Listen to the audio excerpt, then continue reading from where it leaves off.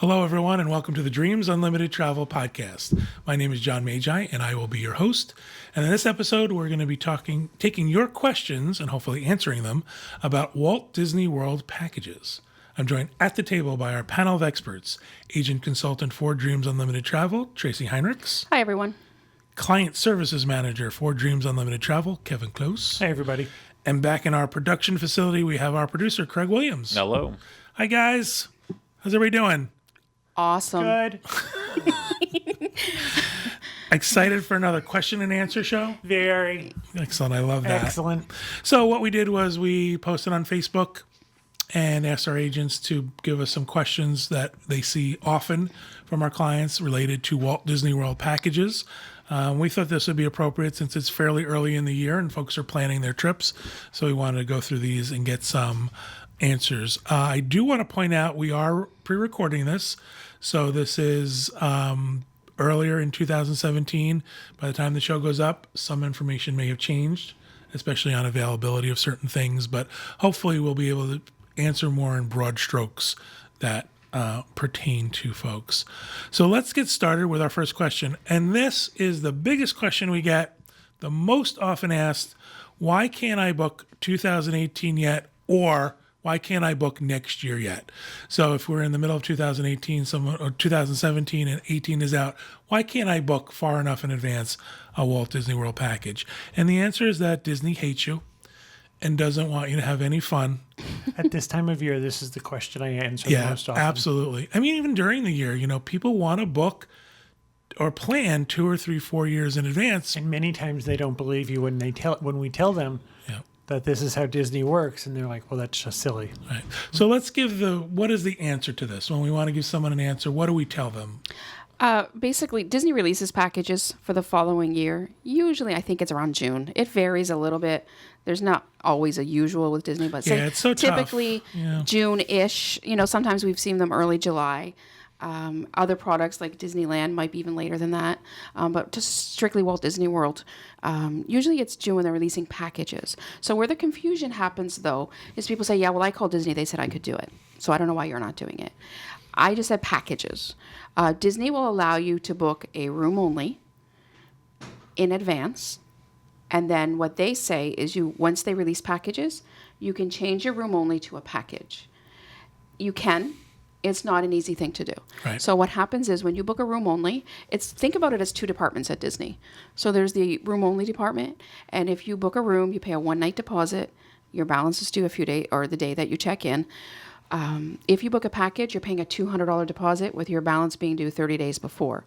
So with that room only, if you're converting it to a package, they actually have to refund your one-night deposit and then rebook you on a package. You're basically canceling your room only. Exactly. Right. So you think, Starting why over did I again. bother?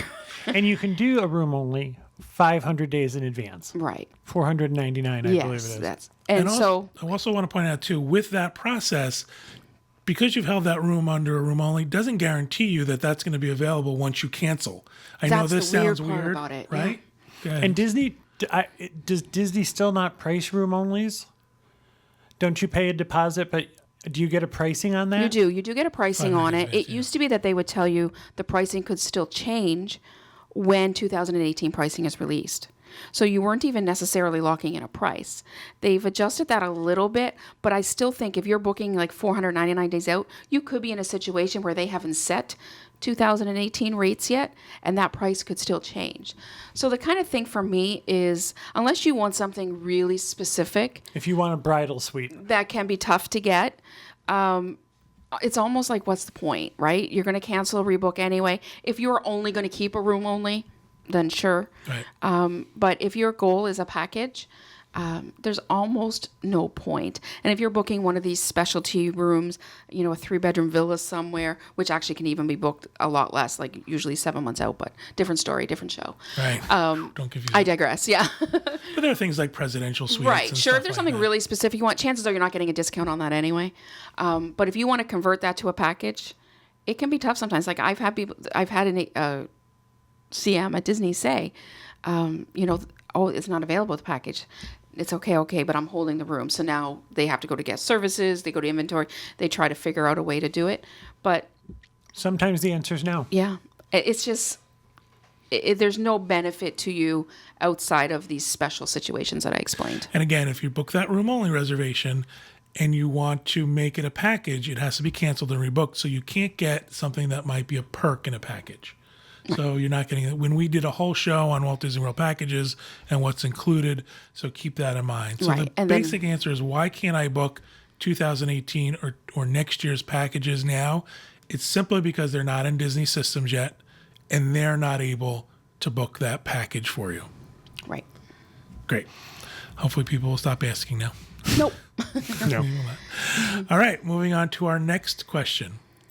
Should we get the park hopper? Should Yes, we add a park question hopper 3. option? Right. Moving Are on. these going to be simple answers? Sure. Should we add a park hopper option to the tickets on our Walt Disney World package?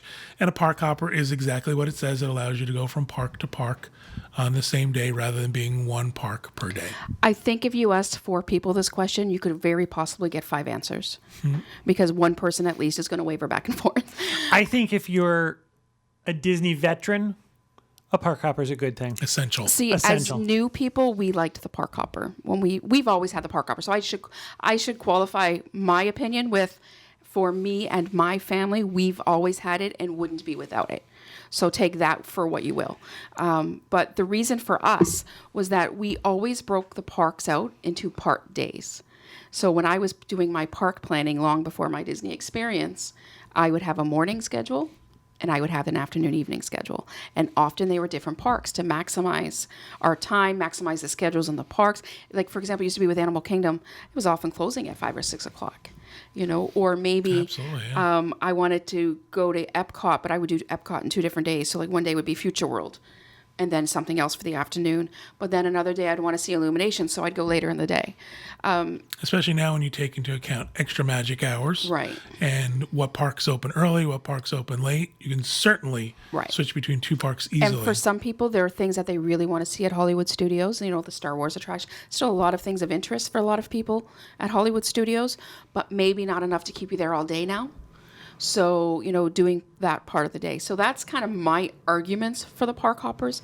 The opposition Yeah. to that, I say if you're new at this, there's enough to do in each park if you're new for you to spend the entire day there. And I think that people lose sight of the fact that you have to deal with city transportation. You have to get from one park to another. And if you're trying to maximize your time, that eats up part of your day.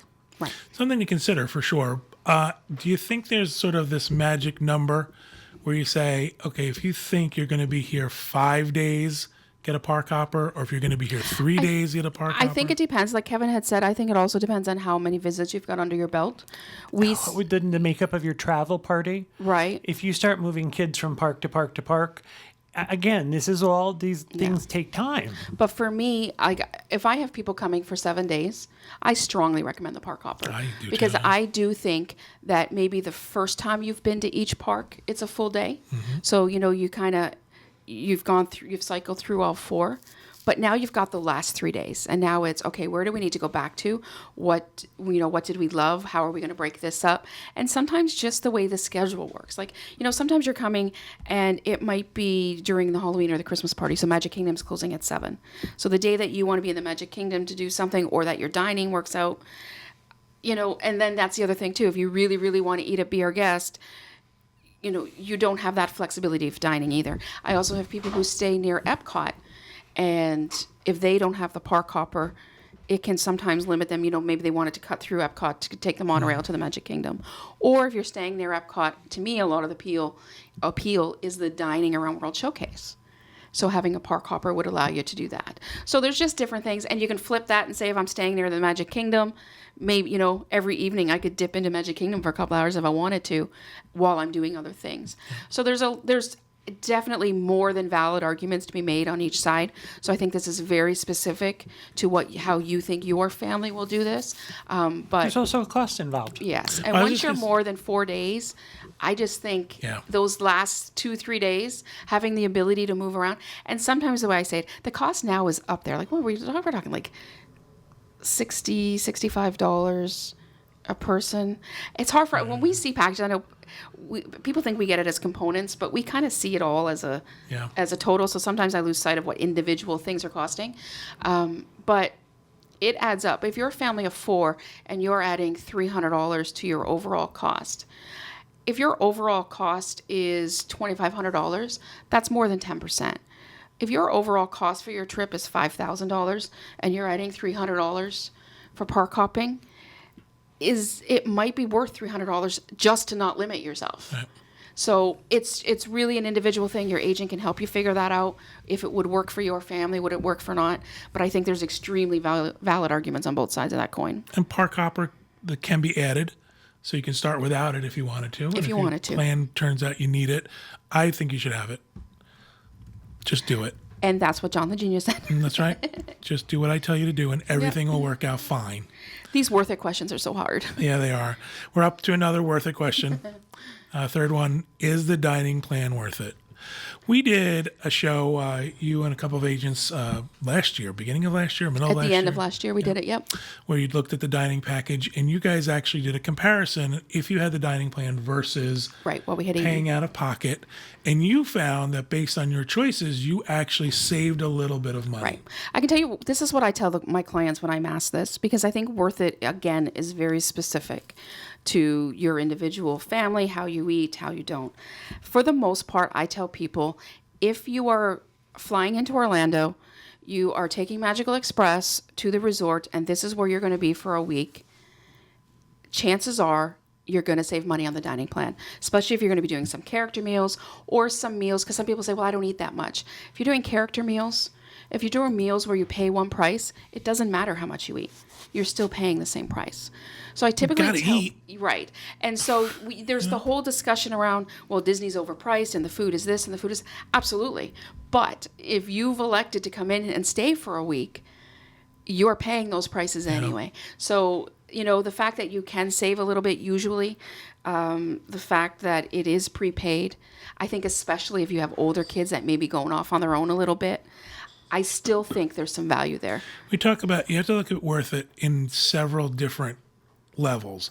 Pricing wise, maybe not. You may Right. even maybe saving $2 a day over not paying for it out of pocket might not be worth it to you, the extra work, but is it also worth it for you convenience wise? Right. So many people say to us, you know what, not having to worry about taking money out every time, not having to pay every time is worth it to me. Right. And giving my kids the freedom to go and do And it. do you know what I hear from a lot of families as well? It was worth it because when we got to the restaurant, the kids didn't have to worry about price. So if my 12-year-old wanted to order a steak, have at it. Right. And maybe at home you would say, you're Honey, probably don't not get going to that, eat that right. steak, right? So for some people, it's worth it from that point of view. The kids, it's part of the, pick up the menu, order what you want. I will say this, gratuity is not included in the dining plan.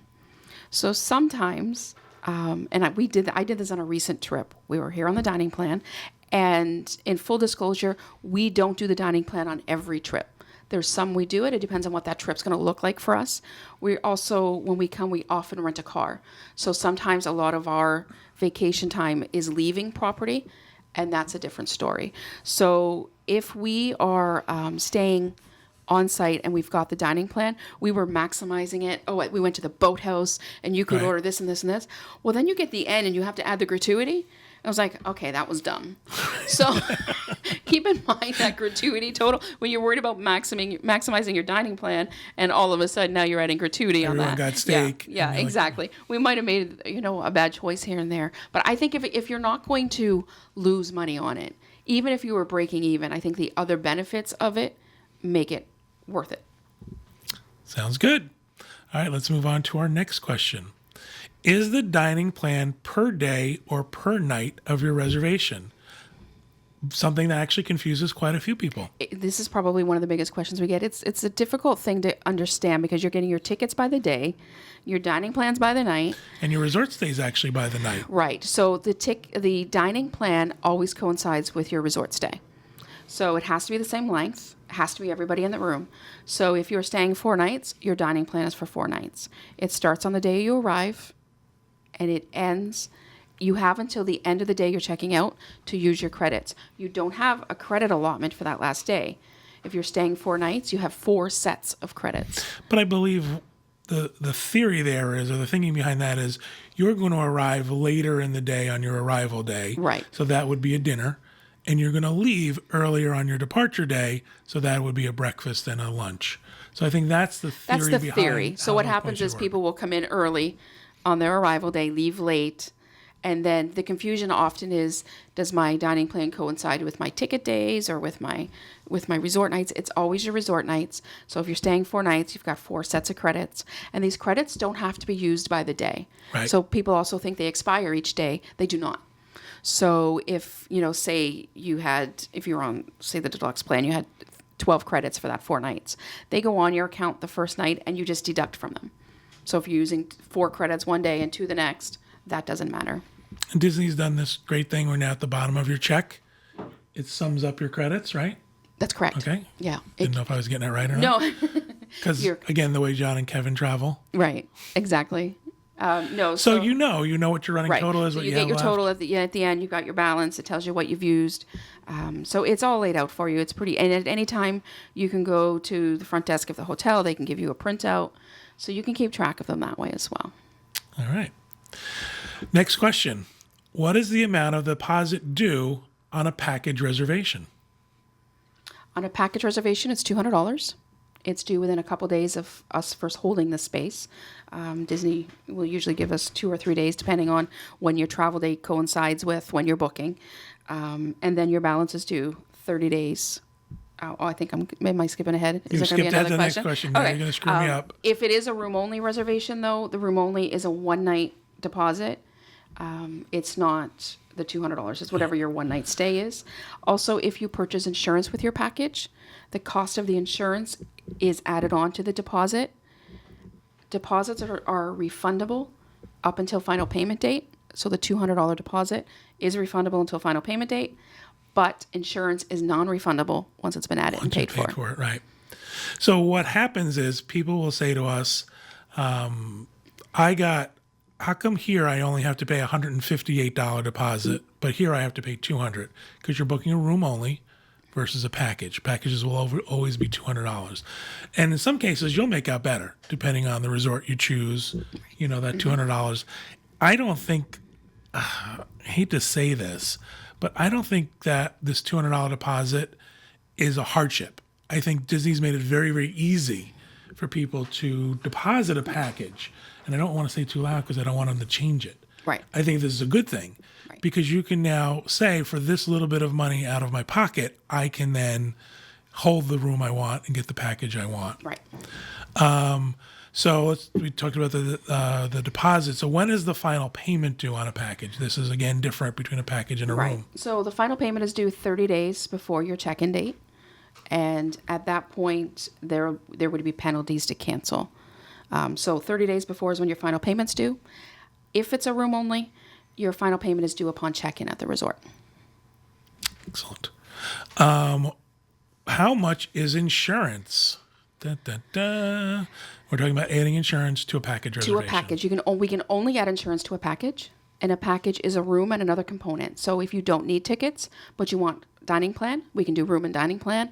It's become a package, and we can add insurance. $77.50 per adult, 18 and over. The kids are covered under the policy then for free. So if you're 2 adults and 2 children, you pay $155, and that insures the whole family for your Disney package. Unique to Walt Disney World package insurance is that they're also including your flights, even if they were booked elsewhere. That's great. So that's included in that as well. What happens if you're one adult with 2 children? You're still paying 2? Nope, $77.50. Wow, that's great. Yeah, so only the adult pays. As I mentioned a little while ago, it is non-refundable once it's been paid, and it has to be paid when we add it. Okay. One thing about insurance, we've talked about this a lot. You should travel with insurance. I get asked this question all the time, whether it's an insurance bought through the supplier, whether it's an insurance bought through a third party, whether you have a credit card that offers you some kind of travel insurance. Nobody books a trip. Nobody makes plans assuming the worst could happen. But in our business, we all have seen when the worst can happen. Right, exactly. So we really believe you should travel with some type of insurance. Excellent. All right, moving on. Are FastPasses included in my package? Can I add FastPass Plus? And how much does it cost? Yes. FastPass Plus is Are you just going to go for yes and no? it's $94 per person, payable to Tracy Heinrichs. Really? We're going to start. Yes, you can pay for that. Yeah. FastPasses are included with your resort stay, Package or not. package or not. So if you're staying on site, you have access to FastPass, but you have to have a ticket. I was just going to say, fast passes are not attached to your resort stay. Fast passes are attached to the ticket. Correct? And a resort Yes, stay. but staying at a resort gets you access to FastPasses at Well, 60 if you don't days. have a ticket, it's not going Right, to do you yeah. much good. So that was, yeah. So the ticket, and it doesn't have to be a ticket that you bought as part of a package. If you have a military ticket, if you have an annual pass, whatever other ticket type you have, as long as it's linked to your My Disney experience with your resort stay, you will have access at 60 days. So fast passes are free. They're included with your ticket admission. Having resort stay gives you 60-day access. You know, if you're a pass holder where you normally have 30-day access, having a resort stay booked as well ups that to the 60-day access. They are, so nobody has to add FastPass Plus. Everybody with a ticket has it. If you have a resort stay as well, you've got the 60-day access. And how much does it cost? Nothing.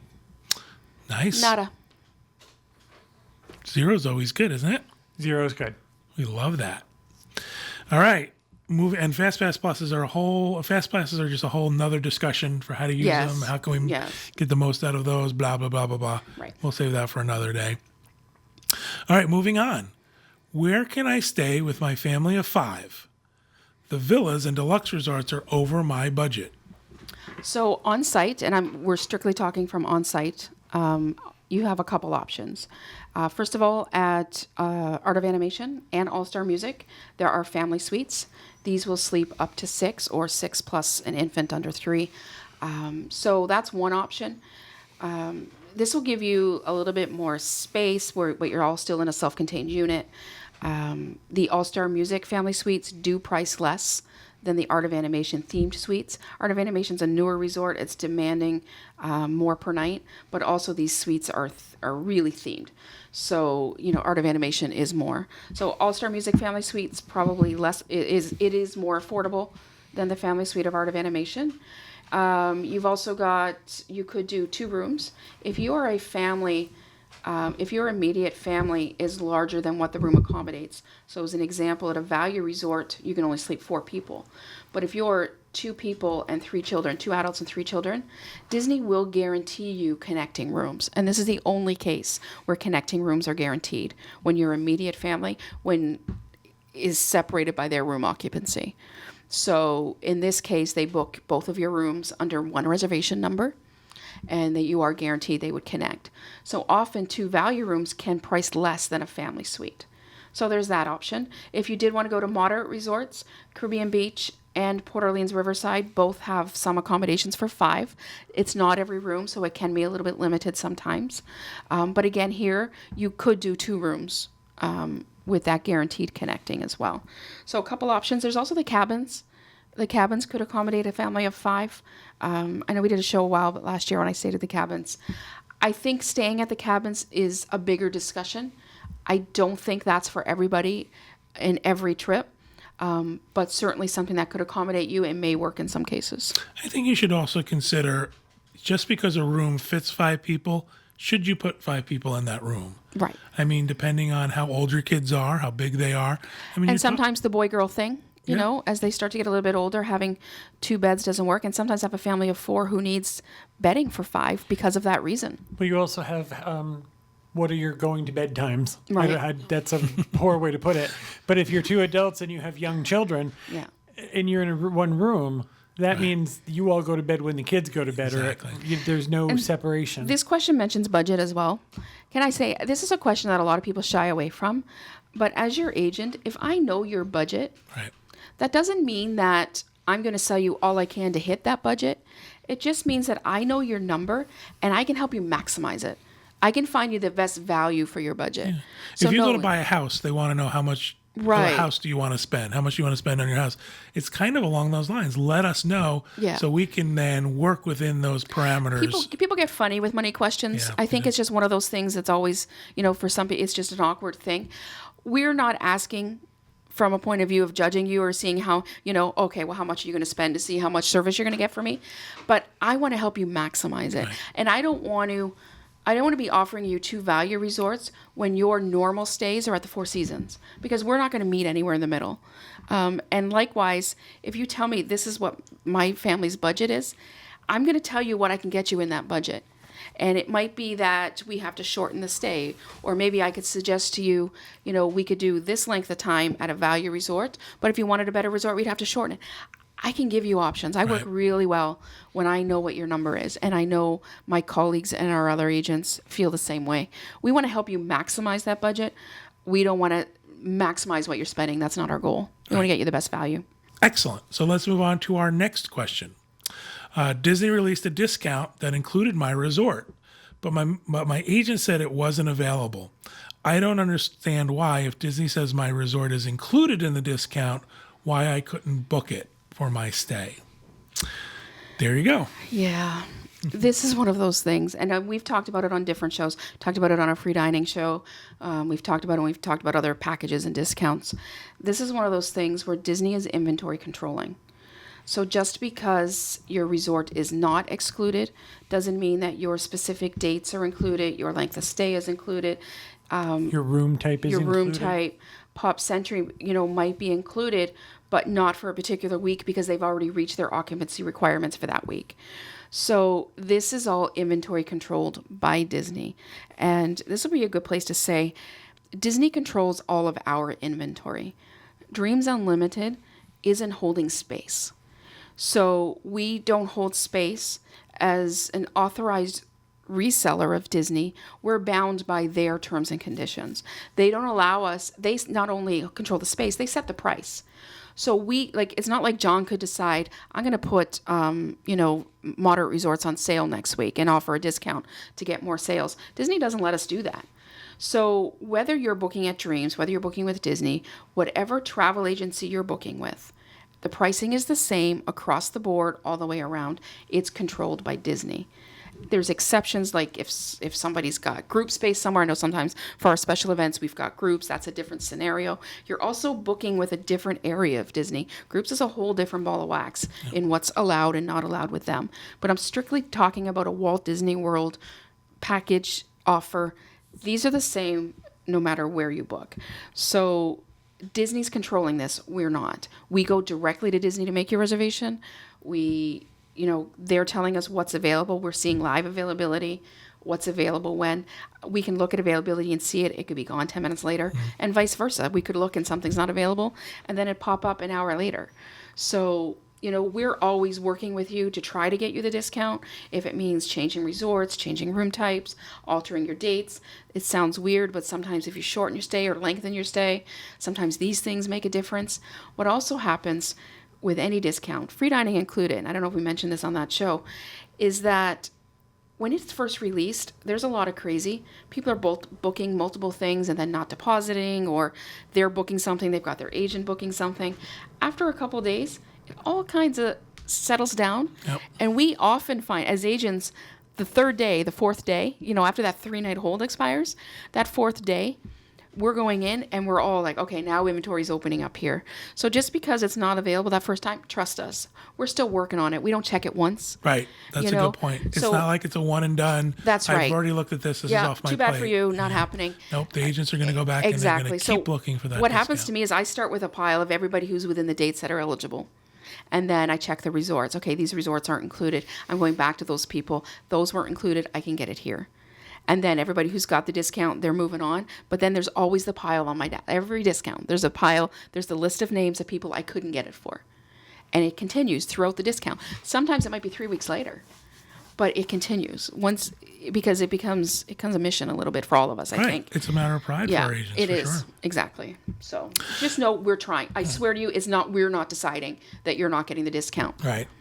I also want to point out one more thing. I think, hopefully not beating a dead horse, availability can be even down to the day. Right. So you could say, I want to stay this week, and it could be the third day of your stay that's not available for the discount, which will throw off your whole week. And we have no way of knowing that. Right. We only see it as a whole. So we don't know what day you're staying. So sometimes we're walking reservations through Yeah. multiple days to figure that out. Which day's causing me the problem? We don't know that. It's not like we get something back from Disney to say, yeah, that third day is not working. We have no way of knowing this. Agreed. Agreed. All right, so let's move on to our next question about packages. Are MagicBands included in my Walt Disney World package? Yes. Resort stays in general, whether it's a room only or a package, everybody who stays on site in a Disney-owned resort hotel, excuse me, I just lost my breath. They are, everybody's getting free Magic She's Bands. run out of words. I've run out of words. It's the end of the It's show. finally happened. Really great because, something free. You get that cool box in the mail. It comes with your Magic Bands. I have so many. I have so many different colors. I'm on like 2 and 3 colors. And now the new Magic Bands are out, so that's exciting. I started collecting those.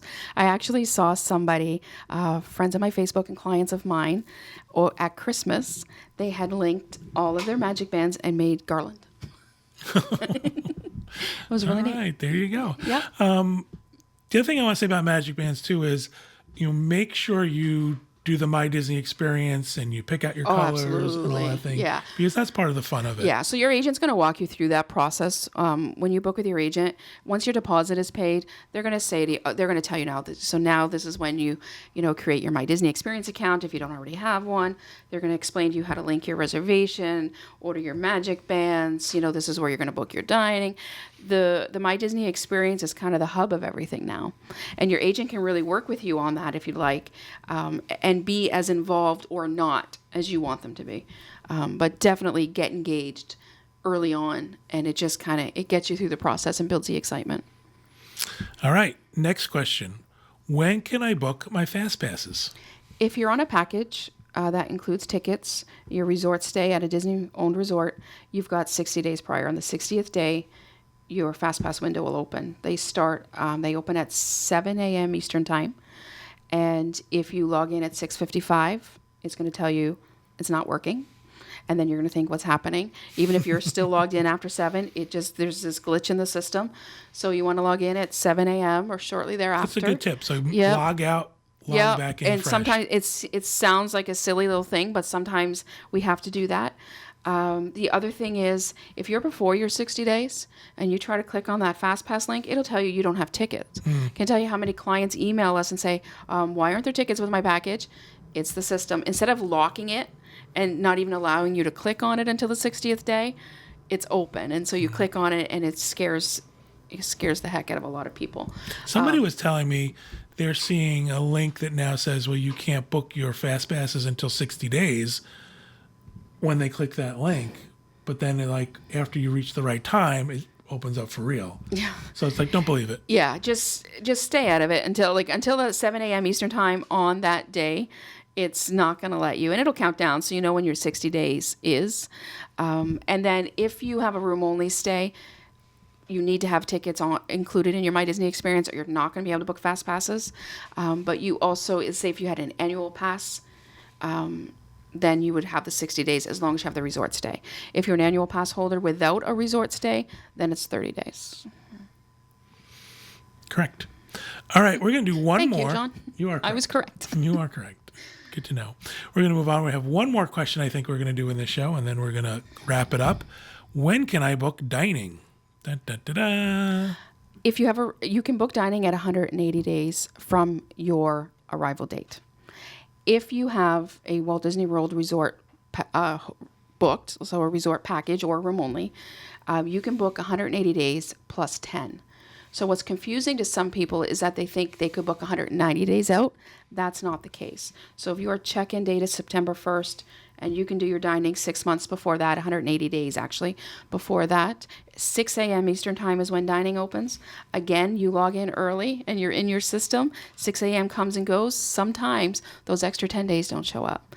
So I would be able to book September 1st and then 10 days after that. So if you have a longer stay, which we sometimes run into, you cannot book the extra 10 days. After the first 10, you're walking day by day as you hit the 180 days for each of those. So 180 days plus 10 for resort stays. Excellent. Sometimes stuff is confusing. These It numbers is. get confusing. How far in advance can I do stuff is confusing. If you book through Dreams Unlimited Travel, all of our agents have a system where it tells them when is this magic 180-day mark, Right. when is the magic 60-day mark. And we're sending reminders, like we're touching basically, even if people think, just since doing this show, I've heard from a lot of people who've started using a travel agent, us preferably usually, but not even just a travel agent in general, that they always thought a travel agent was going to take over their whole trip. They didn't know that they could still do some of these things on their own. So a lot of people like that. They still want to have their hands in it. And so we're helping you along the way. We're reminding you, I'm not taking over for you, and it's always a fine line. Yep. You don't want to appear like you're not helping, but at the same time, you don't want to think people to think that you're taking over for them. And when we talk about, I'll say all the time, a lot of people get confused about this or about that. That's not to be negative. It's any wonder you're confused about it. Right. I mean, it's so complicated. We just do it every day, so it's become a little bit more second nature. But we understand that it's confusing, so we're here to help you along the way. And there are times when your agent might recommend to you, you should do FastPasses yourself. Absolutely, that is one thing we do recommend a lot, actually. A couple of reasons. One, if I go in there to do your FastPasses and the times aren't quite right, I'm making decisions for you sometimes, and it's tough. You may have something else in mind. Also, when you're doing that, if you do it and then someone says, no, I want to change it, now those times aren't available. Right. It's hard with the back and forth. And the other part about that is I encourage all of my clients to create their own My Disney experience, to link their own reservation, to use it, download the app. I want them to be comfortable when they're here. So if they've booked their own FastPasses, they're familiar with the system. When they're here, they need to make changes. They want to see the system. I don't know that it would help a lot of people if I did everything along the way and then they got here and now they're on their own. So we want to make sure that and I have had some clients that wanted me to do it, and I'm absolutely more than happy to. I just think it's one of those things that doing it yourself, I think, is the way to go. I agree. Absolutely. All right, so that's the last question we'll do about packages today. I think, we get many, many questions about packages for sure, and Walt Disney World in general and cruising. So we'll continue these question and answer shows later with more stuff. But I think this is a good place to start. Thank you guys very much for participating and for answering these questions. Thank you, everybody at home, for listening and watching our show this week. We hope you have a great week, and we hope you have a great vacation.